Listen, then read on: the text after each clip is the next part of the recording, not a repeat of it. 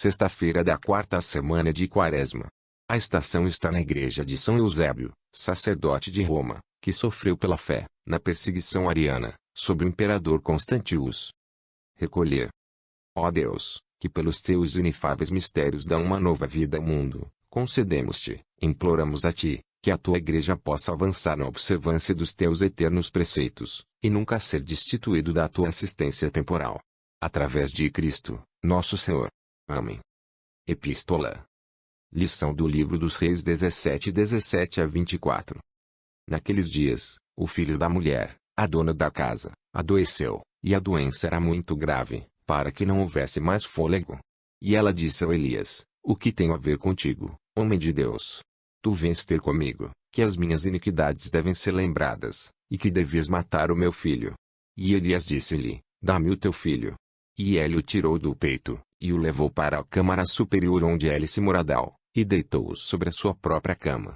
E chorou ao Senhor, e disse: Ó Senhor meu Deus, tu também afligiu-os a viúva, com quem eu estou atrás de uma espécie mantida, de modo a matar o seu filho.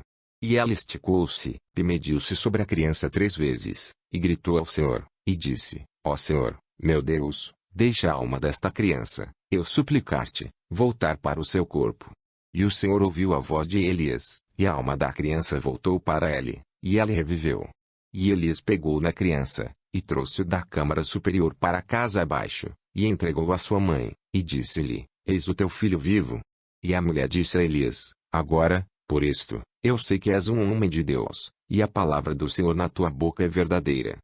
Mais uma vez, é uma mãe que vem, com lágrimas nos olhos, a rezar pela ressurreição do seu filho. Esta mãe é a viúva de Sarepta, que já tivemos como tipo da igreja dos gentios. Ela já foi um pecador, e uma idolatria, e a lembrança do passado aflige sua alma, mas o Deus que a limpou dos seus pecados, e a chamou de sua noiva, conforta devolvendo seu filho à vida. A caridade de Elias é uma figura do Filho de Deus. Observe como este grande profeta se estende sobre o corpo do menino, adaptando-se à sua pejinha, como também fez Eliseu. Aqui novamente, reconhecemos o mistério divino da encarnação. Elias 3 vezes toca o cadáver, 3 vezes, também, os nossos catechumens serão imersos na fonte batismal, enquanto o ministro de Deus invoca as 3 pessoas da adorável Trindade.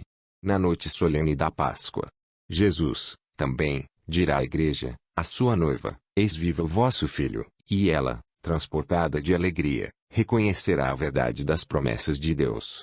Não, os muito pagãos testemunharam esta verdade, pois quando viram a virtuosa vida deste novo povo, que surgiu regenerado das águas do batismo, reconheceram que só Deus poderia produzir tal virtude no homem. Subitamente surgiu do meio do Império Romano, desmoralizado e corrupto para além da imaginação, uma raça de homens de pureza angélica. Estes mesmos homens tinham, mas pouco tempo antes do seu batismo, chafurdados em todas as abominações do paganismo. De onde derivaram esta virtude sublime? Do ensino cristão, e dos remédios sobrenaturais, prevê as misérias espirituais do homem. Então foi, que os incrédulos procuraram a verdadeira fé, embora soubessem que estava em risco de martírio, eles correram para a igreja, pedindo-lhe para se tornar sua mãe, e dizendo-lhe: Nós sabemos que tu és de Deus, e a palavra do Senhor na tua boca é verdadeira. Evangelho.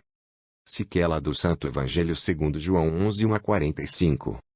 Nessa altura, havia um certo homem doente chamado Lázaro de Betânia, da cidade de Maria, e de Marta sua irmã.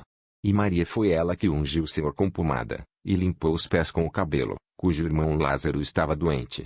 As suas irmãs enviaram-lhe, portanto, dizendo: Senhor, eis que aquele a quem tu amas está doente. E Jesus ouvi-la, disse-lhes: Esta doença não é até a morte, mas para a glória de Deus, que o Filho de Deus pode ser glorificado por ela. Agora Jesus amava Marta, e sua irmã Maria, e Lázaro.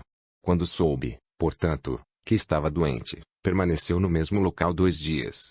Depois disso, disse aos seus discípulos: Vamos para a Judeia outra vez. Os discípulos dizem-lhe: Rabino, os judeus, mas agora procuravam apedrejar-te, e ir para lá outra vez?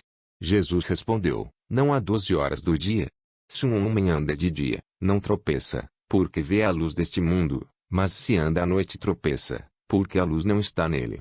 Estas coisas ela lhe disse, e depois disso disse-lhes: Lázaro nosso amigo dorme, mas eu vou para que eu possa adormecê-lo fora do seu sono.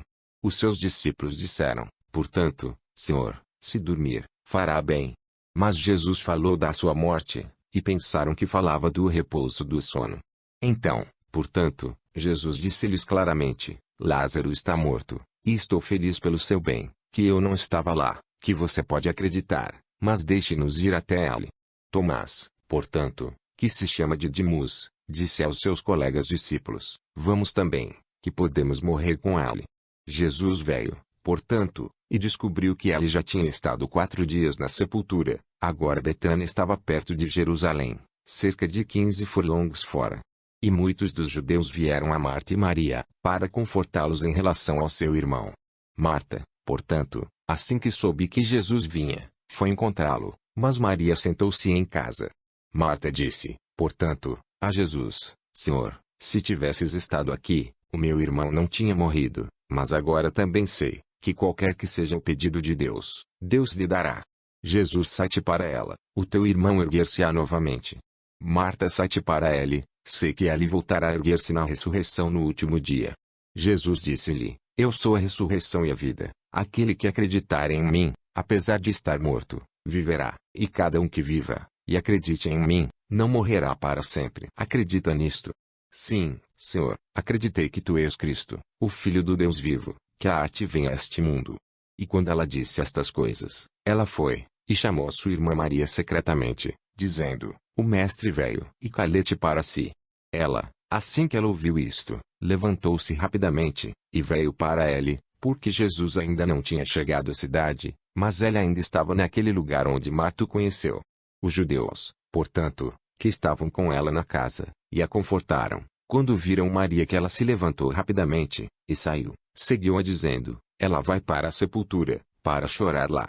Quando Maria veio, portanto, onde Jesus estava, vendo-o, ela caiu aos seus pés, e saía para ele, Senhor, se tivesses estado aqui, o meu irmão não tinha morrido. Jesus, portanto, quando ele a viu chorando, e os judeus, que vinham com ela, chorando, ele gemia no espírito, e perturbou-se, e disse, onde você o deitou? Dizem-lhe, Senhor, venha ver. E Jesus chorou. Os judeus, portanto, disseram, eis como amava. Mas alguns deles disseram, não poderia ele, que abriu os olhos do homem que nasceu cego, ter causado que este homem não deveria morrer. Jesus, portanto, novamente gemendo em si mesmo, vir para o sepulcro, agora era uma caverna, e uma pedra foi colocada sobre ela. Jesus sai, tire a pedra. Marta, a irmã dele que estava morta, sai à porta, Senhor, por esta altura ele fedorento, pois é agora o 4º dia.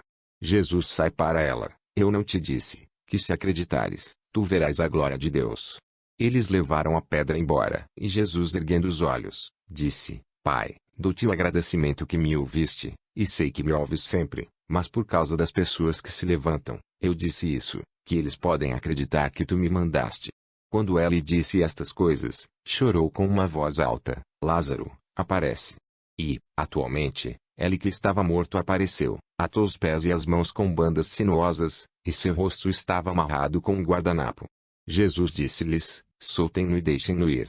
Muitos, portanto, dos judeus, que vieram a Maria e Marta, e viram as coisas que Jesus fez, acreditaram nele.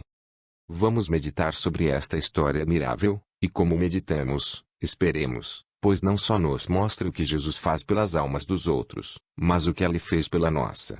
Renovemos também as nossas orações para os penitentes, que agora, em todo o mundo, se preparam para a grande reconciliação. Não é uma mãe que está aqui representada como rezando pela ressurreição do seu filho, são 2 irmãs a pedir esta graça por um irmão. O exemplo não deve ser perdido em nós, devemos rezar um pelo outro. Mas tomemos o nosso evangelho pela ordem das suas verdades. Primeiro, Lázaro estava doente, e depois morreu. O pecador começa por ser tépido e descuidado, e depois recebe a ferida mortal.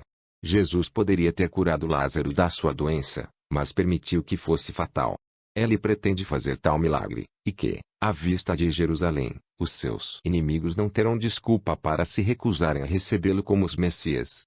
Ele também provaria que é o soberano mestre da vida, para que ele possa ensinar aos seus apóstolos e discípulos a não se escandalizar com a morte que ele próprio estava prestes a sofrer. No sentido moral, Deus, na sua sabedoria, às vezes deixa uma alma ingrata para si mesma, embora preveja que caia no pecado. Vai erguer-se novamente, e a confusão que sentirá por ter pecado vai levá-lo a esse grande conservante contra uma futura queda: humildade. As duas irmãs, Marta e Maria, estão cheias de tristeza, mas cheias de confiança em Jesus. Observemos como seus dois caracteres distintos são mostrados nesta ocasião. Jesus diz a Marta que ela é a ressurreição e a vida, e que aqueles que acreditam nele não morrerão, ou seja, não morrerão a morte do pecado.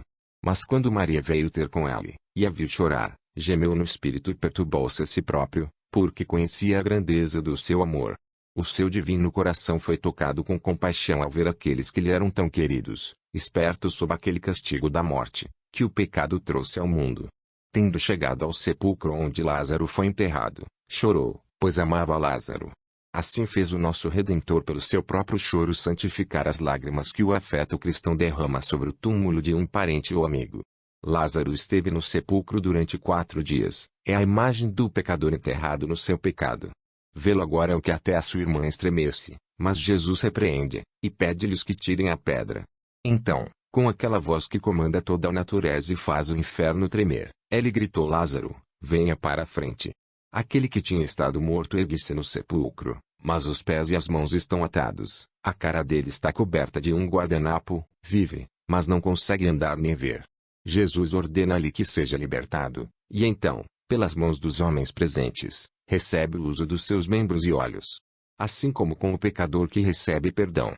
Não há voz a não ser a de Jesus que pode chamá-lo à conversão, e tocar o seu coração, e trazê-lo para confessar os seus pecados, mas Jesus colocou nas mãos dos padres o poder de soltar, iluminar e dar movimento. Este milagre, que foi feito pelo nosso Salvador nesta mesma temporada do ano, encheu a medida da raiva dos seus inimigos, e os colocou a pensar como poderiam em breve a morte.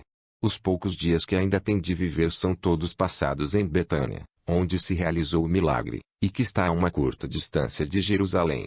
Dentro de 9 dias, fará a sua entrada triunfante na cidade infiel, após a qual regressará a Betânia, e após 3 ou 4 dias, entrará novamente em Jerusalém, ali para consumar o sacrifício, cujos méritos infinitos são a compra da ressurreição para os pecadores. Os primeiros cristãos adoravam ver esta história de Nosso Senhor a criar Lázaro à vida pintada nas paredes das catacumbas. Também o encontramos esculpido nos sarcófagos dos séculos IV e V, e mais tarde, não foi escolhido como um assunto para as janelas pintadas das nossas catedrais. Este símbolo da ressurreição espiritual foi anteriormente homenageado por uma cerimônia solene no grande mosteiro da Santíssima Trindade, em Vendôme, em França. Todos os anos, neste dia, um criminoso que tinha sido condenado à morte foi levado à igreja do mosteiro. Tinha uma corda à volta do pescoço e segurava na mão uma tocha com 33 quilos, em memória dos anos passados na terra pelo nosso Salvador. Os monges fizeram uma procissão na qual o criminoso se juntou, após o qual um sermão foi pregado, no qual ele também ajudou. Foi então levado para o sopé do altar, onde o abade, depois de o exortar ao arrependimento, impôs-lhe, como penitência, a peregrinação à igreja de São Martinho em Tours. O abade soltou a corda do pescoço e declarou-o livre. A origem desta cerimônia foi que quando Luís de Bourbon, conde de Vendôme, foi prisioneiro na Inglaterra, no ano de 1426, fez um voto de que se Deus o devolvesse à liberdade, estabeleceria este costume na igreja da Santíssima Trindade como um regresso de gratidão e como homenagem a Cristo, que ergueu Lázaro do túmulo. Deus aceitou o voto, e o príncipe logo recuperou a sua liberdade. Desçam as vossas cabeças a Deus. Grante, imploramos-te, Deus Todo-Poderoso, que nós, que somos sensatos da nossa própria fraqueza, e confiamos no teu poder, podemos sempre regozijar-nos com os eleitos da tua bondade. Através de Cristo, nosso Senhor. Amém. Rezemos hoje pela conversão dos pecadores, utilizando esta fórmula devota dada pelo Pontifício Romano na reconciliação dos penitentes. Oração. Ó Deus, o Criador mais amoroso, e o mais misericordioso Redentor da humanidade, que, quando o homem, através da malícia do diabo, perdeu a vida eterna, fez resgatá-lo pelo sangue de teu Filho único, restaurar a vida a estes teus servos, a quem não deves estar morto para ti. Não os abandones que se desviam, recebes aqueles que voltaram ao caminho certo. Suplicamos-te, Ó Senhor, que a tua misericórdia seja movida pelas lágrimas e suspiros destes teus servos, curar as suas feridas, esticar a sua mão de poupança, e criá-los, para que a tua igreja seja roubada de uma parte do seu corpo, para que o teu rebanho deve sofrer perda, para que o inimigo deve regozijar-se com a perdição deles que são de sua família, para que a segunda morte não os agarre que foram regenerados nas águas da salvação. A ti, portanto, Senhor, nós teus supósitos derramam as nossas orações, para ti o choro do nosso coração.